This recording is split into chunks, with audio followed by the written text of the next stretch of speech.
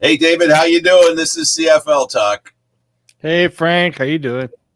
We're a little late. We just wanted to make sure we delivered one. It's been a hectic week for me. It's all on me, not on David. I haven't been able to find any time to do this.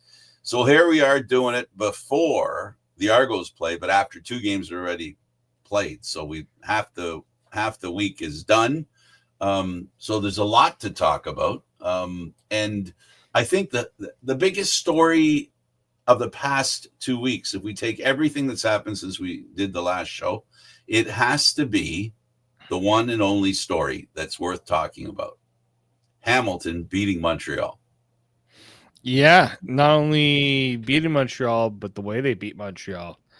I understand Montreal was out without their starting quarterback, but hey, they're not the only ones that are dealing with a missing quarterback right now. So, yeah, it was. I had to remind myself that it was McLeod Bethel-Thompson was the backup earlier in the week. I'm like, who's taking over if Davis Alexander isn't ready to go? And I saw that it was Drew Brown. Oh, sorry, it was McLeod Bethel-Thompson. I'm like, well, this should be interesting, to say the least. Yeah, to say the least. It was. It's amazing, but in all reality, McLeod Bethel-Thompson is a Grey Cup winner. He sat completely on the sidelines when Ricky Ray won the Grey Cup as the starting quarterback, and was on the field for 99 point, maybe not 99. Let's say 95% of the game, pretty much. Anyway, well, he missed the last 5 minutes of the game. A 60-minute game, so whatever the math says that is. Yeah. And of course that's the game that made Jim Kelly's nephew the star of the Canadian Football League and MVP. But still, we can't frown upon or underestimate the ability of McLeod Bethel-Thompson.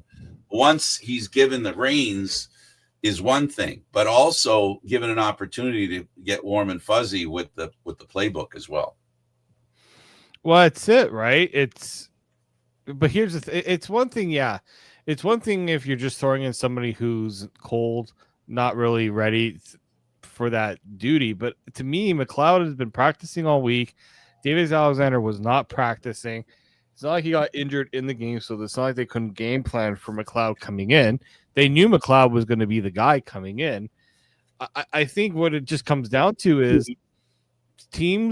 some teams don't value that backup position as much as other teams do, right? Yeah. Or have the good fortune of being able to acquire that kind of quarterback that fits that description.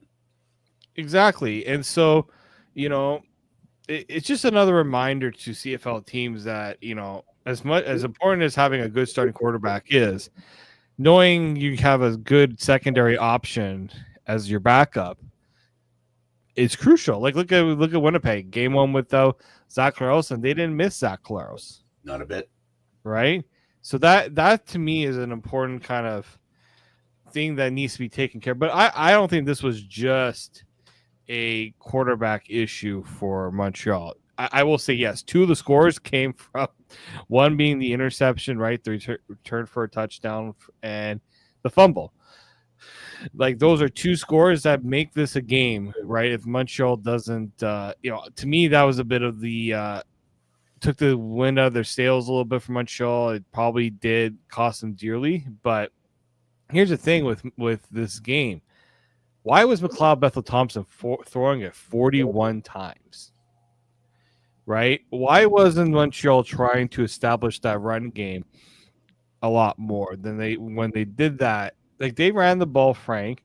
That McLeod Bethel-Thompson and Caleb Evans led the Alouettes in rushing attempts with 3 each. They had 10 rushes for 38 yards.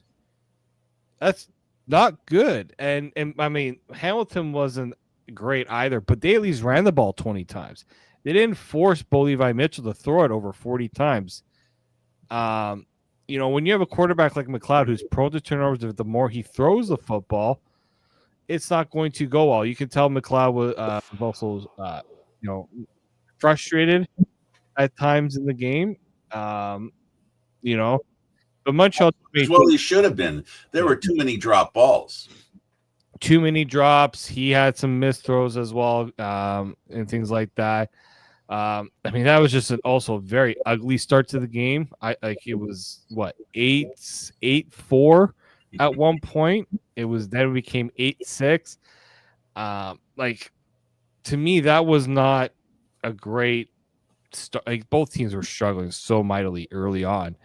So to me, this is one of those wake up calls for the Owls to say, hey, we got to figure out something better when we don't have our number one quarterback in the game.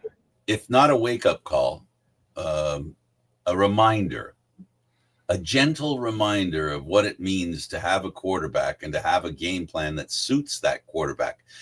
And in saying that, what I mean is, as much as we talk about the ability to have a replacement that can, carry the water for the offense, it also is becoming clear. One of the next steps in the past few years is becoming clear as well. It's not a question of the two best quarterbacks you can find and putting them in your lineup. They're now starting to create this, at least with the Argos and some other teams, where they're trying to create a semblance of equity between two quarterbacks, number one and number two, that says they both play the same kind of game. You can't. This is where you run into trouble with a McLeod Bethel Thompson. He's a type of quarterback, but he's not the same type as Alexander.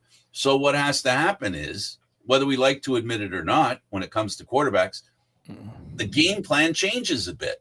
And with the game plan changing, it makes it another level of difficulty that a team has to get past. And I think that's becoming more and more clear, especially now that we're in the situation where there are previous Grey Cup champion quarterbacks that are not in retirement age, that are in the middle of their prime of football, Canadian Football League prime, which is around 35, 36. That's when it starts you start saying, okay, getting a little gray. And even late 30s, they can go in there, where now they are able to be backup quarterbacks and be successful, but they have to be in a position where the game plan suits them. And I don't think the game plan that Alexander succeeds in is the same one that McLeod Bethel Thompson is going to succeed in. So there's a kind of a change of an attitude, a framework of play by the players as well. This isn't just about the quarterback and just the game plan. It's the interaction between the quarterback and the players that the game plan dictates. Mm-hmm. Yeah. That's the thing too. You can only rely on your game plan, as you say, as much as possible until eventually game plan has to go out the window, and you gotta kind of change things up a little bit. And I think maybe that's something that that Ottawa got away from. Montreal got away from. Do they really think that throwing it that much with McLeod struggling was the best move? Probably wasn't. But they don't really have much. They didn't really have much of a choice because they couldn't get anything going on the ground. And credit to Hamilton. I credit Hamilton. Yeah, let's go there, because that defense played so well for them. Look at Peters. They've had him for this is his second year, and this is probably the first time he's looked as impactful as he was when he left the Toronto Argonauts. Yeah, I think part of that too has to do with him finally being more comfortable and healthy. I know he was dealing with some health things in his first season, so that's important for him. I do think that eventually you're going to want to see that defense get more takeaways, get those dynamic plays a bit more. I think that's more so what they're going to be leaning on. As if you make a mistake, they're going to make you pay for it. And so I give credit to I give credit to Ottawa for forcing Montreal to make those errors. So Hamilton does something that I think, and we've said it here. We're not late to this idea. We've been very focused on the fact that the biggest problem Hamilton had needed to overcome was the quality of defense had to narrow the gap between it and the offense. And they did it in this game, and we saw the result. And that's what's important, is that Hamilton's defense has let them down. Now, that's not to pick on any individual defender or defensive coordinator. It is about the team having the players healthy enough, as we explained, as you explained with Peters, healthy enough to execute a plan that leads to success. And now what you've got here is you've got a Hamilton team, I think, I'm not sure, he says with tongue in cheek, this is a team that has a wee bit more confidence than they had going into this game. And that makes every team dangerous. It does. It does make a team more dangerous. And, hopefully for it, if your defense is able to give your offense more opportunities, right, to make more plays, that's always good too. But we know that Hamilton's defense has not been the same. Oh God, I'm trying to think of maybe since they last went to the Grey Cup in 2021, right? Pretty much. Like that was something that you could always hang a hat on. That Hamilton was going to have a good enough. The problem then was they didn't have an offense. Well, that's it, right? They didn't have the reliability on offense to really push things forward. That is true, but I do think that this time around you could probably say that the Hamilton, with a new coach, with some new players on defense, it is going to take some time for those players to get accustomed to a new coordinator, and I think that's something that can't be overlooked, in my opinion. You have to be cognizant of the fact that you are going to be dealing with a situation where you're going to have to adapt a bit on the fly. Absolutely, and adaptation is going to be clear. Again, it's all about having the players, the plan, and the execution. Now, all that stuff runs together, and the weakest chain in that link causes problems. So what we saw was Hamilton, a team now that looks now. Are they ready to overcome Montreal for first place? If Montreal doesn't get Alexander back for the rest of the season, that's a distinct possibility. But I don't think he's going to be gone for the rest of the season. And I think once he comes back, Montreal becomes the dynamo that they are. They are a dominant football team, and with a really good quarterback as the key component. Hamilton, on the other hand, as I said, and I repeat, teams that gain confidence can be dangerous, and they've got confidence going on now, David. And that shifts us to two teams in the division that need to concern themselves. One in particular, Toronto, the Argonauts are the only team, if memory serves me correctly, that hasn't won a game yet this year, and they're playing against Ottawa next. Yeah, so this game coming up, I'm on the East teams, is the only game that features two winless teams. I mean, the only teams, Toronto and Edmonton are both. Ottawa did win a game. What am I talking about? Ottawa won. Yeah, so Toronto's looking to be the last. They don't want to be the Edmontons, right? And being the one team that doesn't have a win. So, and look, I talked to Ryan Dinwiddie about this game. He says this is a crucial stretch for the team already, right? Early on, not only are you going up against teams now that you're chasing, because both Ottawa and Hamilton winning. One thing we had said was, okay, Toronto can get by a slow start because the other two teams haven't been doing as well, right? They're not. They're struggling a bit too. But now you got Ottawa and Hamilton both with one win. Toronto's next 3 games are against their division. Ottawa this week, Hamilton the following week, and then Montreal after their bye. You lose these 3 games, we talk about putting yourself in a hole that might be too tough to dig out of, these are the types of games you can't lose. Now, I'm not saying you it's imperative Toronto to go out and win all 3 of these games, but they can't lose all 3. They need at least 2 or 3. I would say they got 2 or 3. 2 or 3. And it doesn't matter which 2 they win. If they win 2 or 3, because if they beat Montreal, and by then Montreal will have Alexander back, that'll be a confidence builder. And then they got to stay close to Ottawa and Hamilton. That's just the reality of the Canadian Football League. They only play 18 games, so you can't be 0-6. The one thing I will say that Toronto does have going for them a little bit, it potentially against Montreal, is that's kind of when the Toronto's circling a return for Chad Kelly. To be specific, he's in maybe the 6th or 7th or 8th week. Yeah, so we know that Chad Kelly was likely going to miss games. I don't think maybe Toronto expected him to be a little more ready this time, at this point of the year, and that's a tough ask. That's a tough ask for the injury that he suffered, and then the Toronto was also without.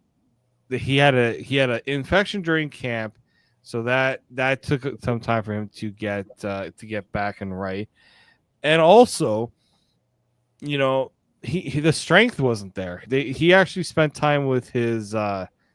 When he told me he spent time with his personal trainer just to get himself back in a position where he got some strength in that leg, because he didn't have strength in that leg, and that to me, that is that's the problematic part. If he doesn't have the strength to go out and run, he's a sitting duck.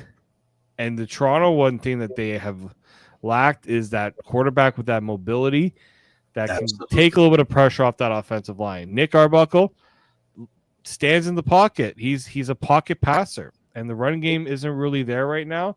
So because Arbuckle's standing in there, he's taking more sacks.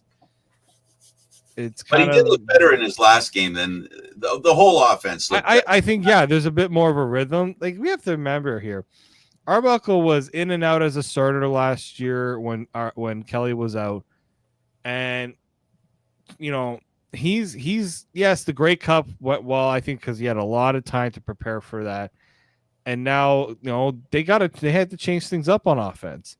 But it was a real struggle for him, to start the year, and I think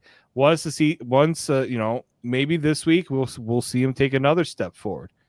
But I think they can't afford a slow start offensively. They like last game against Saskatchewan, they were full steam ahead. First play of the game, big chunk play, caught everyone off guard. Definitely caught Saskatchewan off guard.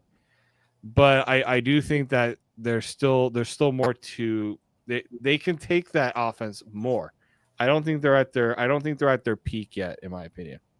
No, I don't think so either. And I think, the thing that he had on his side, and I think what points to him being able to be successful, and I mean Arbuckle, is that if the playbook is not complicated, he's great if he has a simple set of tasks that he needs to achieve.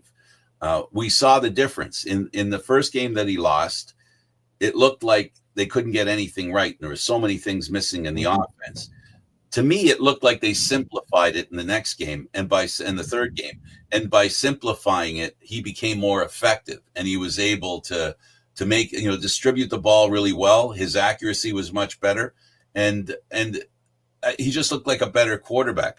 I think we talked about, and I mentioned about, playbooks are created for the quarterback, and if the backup quarterback's different than the original quarterback, that means that there's more negotiation, more understanding required between the coach and the quarterback, and the relationship between the quarterback and the rest of the offensive players.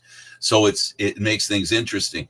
Now this team is starting to be Arbuckle's team, right? Because when this first started, there was talk that that maybe Kelly would only be out a couple of games, correct? Whether that was something that was true or not. If true, then they wouldn't have adjusted the playbook towards Arbuckle as much as they would if they knew they were going to be 7-8 games without Kelly.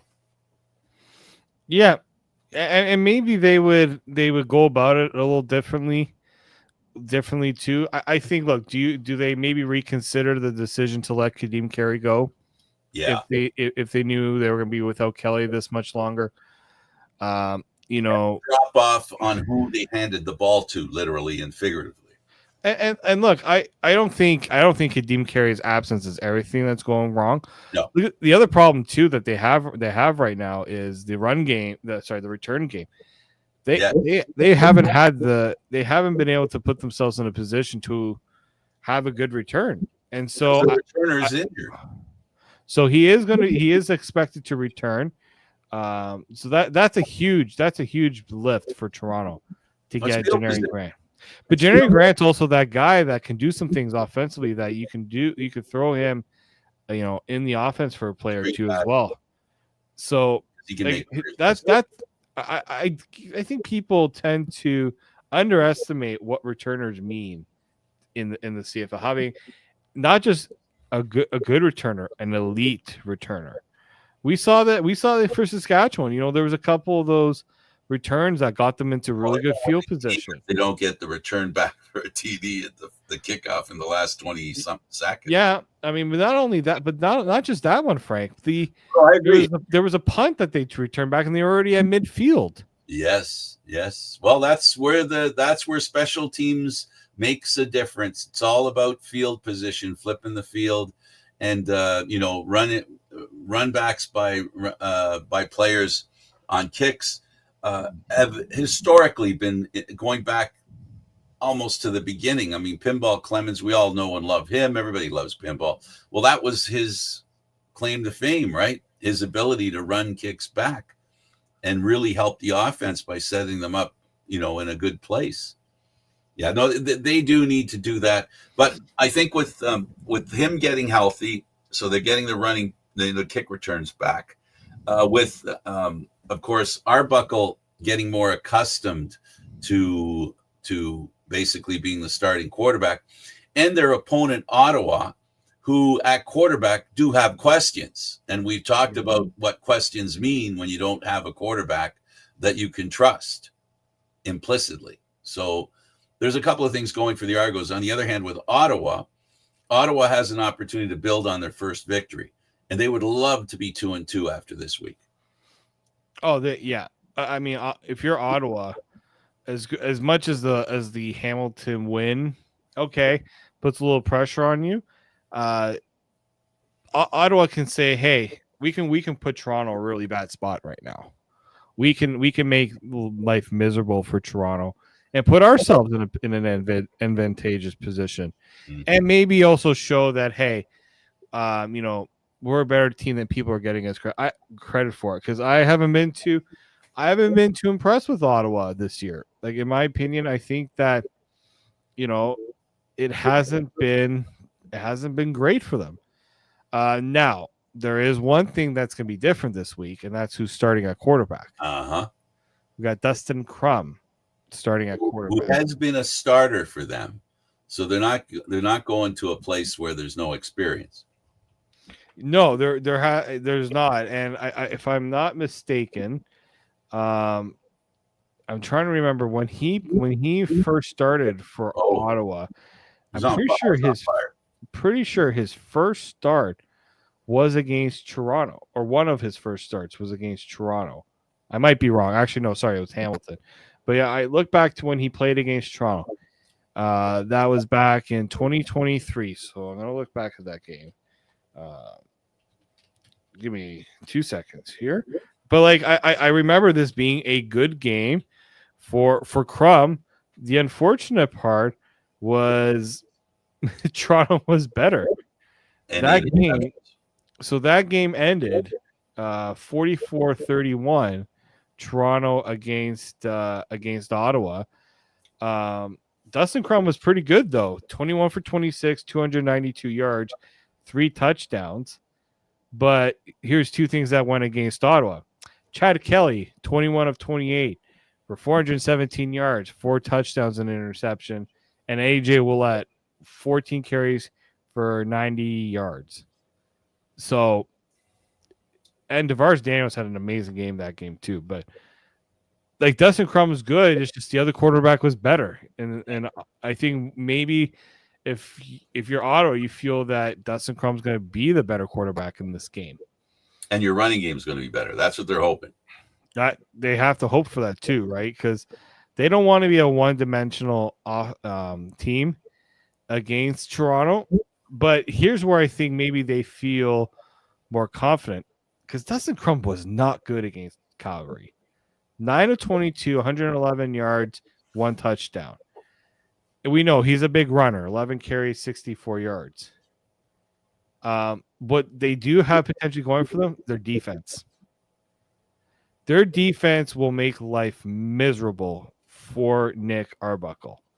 I think they'll get to the Argos offensive line has to be ready for whatever Ottawa's going to throw at them. And Ottawa is going to want to run I think this is going to be a game that's going to be one of the trenches in a lot of ways, because if Toronto can find any way to get a ground game going, then maybe they can mix things up offensively and throw it. But they can't expect to be the ones throwing the ball 40 times and win this game. Toronto has to find a balance. Absolutely, they do. And the other end of confidence that's really important for Ottawa is Adetoboye. Looked really good in the game. He looks like maybe he's as healthy as he's been in a while, David. He looked very inventive, and he looks really strong. You know, he's the running back I've always liked. I thought he was going to be the guy for the Argos, before they traded him. I thought, the year after the Grey Cup was going to be his year, and then he got injured and had a really tough road and then was traded. I felt he was the future of the running game for the Toronto Argonauts, and I think he will be the future of the running game for the Ottawa Redblacks. Yeah, I thought so too. I thought also because if you've got a good, if you got a good Canadian running back, it allows you to do a lot more offensively. But I don't think that it hasn't worked out for him. Injuries a part of it. And also, if you're a running back that's being used a lot on special teams, that impacts how much you can do offensively. Because you can't expect a running back to take all those reps on special teams and then play starting reps, as a running back. And I think that's they value what he does on special teams. He may prefer to be doing more offensively, but showtime. Yeah. But you see the value, I think, of having your top quarterback, your top running back being a Canadian. I think if you looked at it from what Winnipeg's done, they went from one outstanding Canadian running back to a pretty good secondary one. Yeah, they're in a good position, and that's important because the running game is what sets up the offense. You can't have a really good offense without a running game. It basically leads to the opportunity to force the defenses to be honest. And by honest, I mean not have free men to cover the receivers. So when you can get really good receivers being in a one-on-one situation as opposed to 2-men-on-1 receiver, good things happen. We've seen it so far this season. We've seen some really good receivers actually this week. Some really good catches by receivers who were just covered by one man, and that one man was covering them very closely. It's fantastic the way offensive players can really make a difference if you give them a little bit of room, and that running game keeps those players honest, and that's the important thing. I think the running game, it isn't necessarily what they achieve. It's the fear they cause in the defense. That to me is more important than anything. And I think also if you want to open yourself up for more big plays, you need to have a balanced offense to do it. Because if the defense think, oh, they're going to go for a deep pass right now, or if you put yourself into long, second and long situations, the defense is going to play back a bit, and that makes it tougher to throw for those big plays. If you have a bit of balance, force the defenders to have to play in a bit more, then it can open up your receivers to get deep. Again, it might be too simple of a thing for me to say. Well, It's just I find that it's been a trend the last since the start of the year. Teams that have found a way to run the ball better have found a way to win more. So yeah, and that's what we're talking about here in this game with Ottawa and Toronto. Toronto has to establish a run game. If they don't establish a run game, and Ottawa does, it's going to be an uphill battle for the Toronto Argonauts, and they need to run downhill a little more. All season, the 3 games is they were running uphill all the time. Trying to catch up to Saskatchewan, trying to play up at a level that Calgary was playing. And never mind how bad they looked against Saskatchewan. So there's a lot that needs to be done. In Montreal, you could forgive the Argos, losing to Montreal simply because of how good Montreal is. But that loss is one of 3. And if you can't beat teams, you end up with the 0 collar, and that collar can start to tighten around your neck when it comes to the season moving on. You've referred to Edmonton, but right now the Argos are 0-3. They need to win this game. What other surprises did you see in the past 10 days? In the last 10 days, I mean, Edmonton fumbling a chance, really. They got off to such a good start. They got off to a bad start against Winnipeg. They really, really pushed things, in that third quarter. I thought they were going to come back, put themselves in a position to win it. And then they just, fourth quarter, they kind of just, I don't know what's the right word to describe it. Maybe they just they just didn't have it. And so Edmonton, I think people expect them to be a good team just because they made all the big moves. There's so much different there. It's going to take time for it. Ford has to, the learning curve, the improvement curve. They're saying out of Edmonton, they just want to see improvement. But at some point, they've got to see improvement that leads to victories. And that's the improvement, I think, Edmonton now. Otherwise, they're just going to do more of what they've done the past few years, and that is dig such a big hole. The best they can do is look good at the end of the year. Yeah, exactly. And big news for the Rough Riders Lions game. No Trevor Harris. He suffered a concussion. Didn't see or think at any point in that game against Toronto that he was dealing with a concussion. So I wonder if that was more so a post-game thing or maybe the symptoms weren't as apparent. But yeah, Jake Mayer going to get the start. And Nathan Rourke is a game-time decision. So that's my surprise of the last 10 days. Yeah, is BC. They just don't look good. I know they played twice against Winnipeg, but they just didn't look like they had it together. And it doesn't help when your number 1 quarterback gets hurt. What's going on with the quarterbacks, Frank? The only team that hasn't had any injuries or issues with their starting quarterbacks in terms of injury, Winnipeg, Calgary, Edmonton, and Hamilton. That's less than half. Less than half. Had a suspension the first game. I'm not even counting that. I know you're not. But I'm saying if you count that, I know it's only a couple. But we're talking about four teams who have had their starting quarterback play every game. Every game. What is going on? If I'm the CFL right now, I'm wondering what is happening with these starting quarterbacks.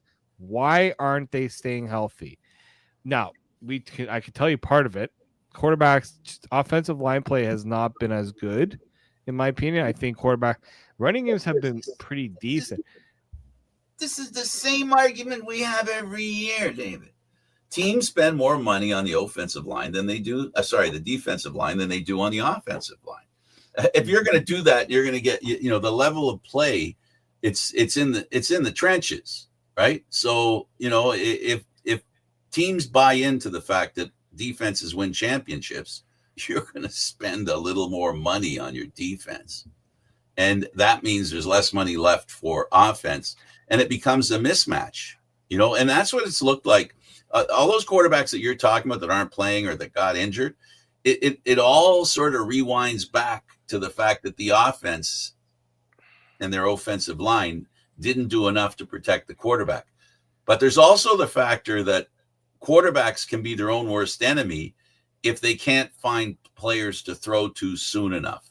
The idea that they hang on to the ball, it looks great if they escape, like if you're Ford and you're running around the field for 15, 20 seconds being chased by defenders and you throw the ball downfield and it looks like a guy could catch it. That's awesome looking. But it also tells another story. Your quarterback's running for his life. So, you can't be running for your life the whole game because you know what's going to happen. There's going to be a loss of time for that quarterback to be able to play. And that's the danger. It's great. Ford looks great, but he's got to figure out, using him as an example, he has to figure out who to throw to faster. He's got to make those decisions quicker. Yeah. And he has to be accurate, which, and these are two things that he needs to work on that we know he needs to work on. It's public knowledge, right? So that's the stuff that has to happen. If you want to see healthy quarterbacks, they can't contribute to the problem with them being hit. No, and the CFL, and look, they have discussions on this every year. We talk about it every year, but it still continues to be a problem. If you want to win, you got to have a great defense. That's what they always say. That's what we all say. We all believe that. And if you believe that, then you're going to spend more money on defense. And if you do, there's less money for offense. And usually where the money disappears is on the offensive line. And unfortunately, the offensive line is the first line of defense for the quarterback. So do what you got to do. Well, this was fun, David. Thank you for signing on and being available this late in the week. We've still got a couple of games left. We've still got the Argo game.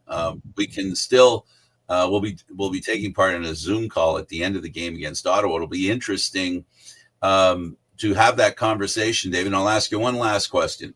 Actually, two. The two questions they revolve around each other. For Ottawa to win, what do they need to do? For Toronto to win, what do they need to do? And you can also add for both those two, what shouldn't they do? Recap how both teams will win. What will Ottawa have to do? What will Toronto have to do? Ottawa will have to get pressure on Nick Arbuckle, right? I think that's going to be crucial for them. And I think Ottawa's going to have to keep the ball on the ground as well. I think they're going to have to run the ball pretty good. And for Toronto, they need to spread the ball, find ways to get the ball to different players, and hope their defense. I think their defense isn't tough in this one, but their defensive line is going to have to find a way to keep Crum in the pocket. Don't let him escape.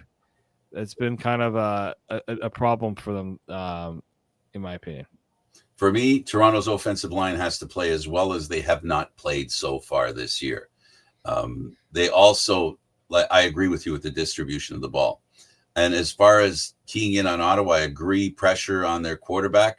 And for Crum to win and Ottawa to win, Crum needs to be the quarterback that came into the league, that opened all eyes and gave hope to Ottawa Red Black fans that they found their quarterback. He has to be that quarterback, not the one that led to the Ottawa Red Blacks making a trade with Winnipeg to get a quarterback to be their number one quarterback. It's as simple as that for me. Yeah, no, I do think that's something that if you're Ottawa, you got to show that you have other guys that can step up. Like they were going to go with Schultz, didn't work out. They're going to Crum.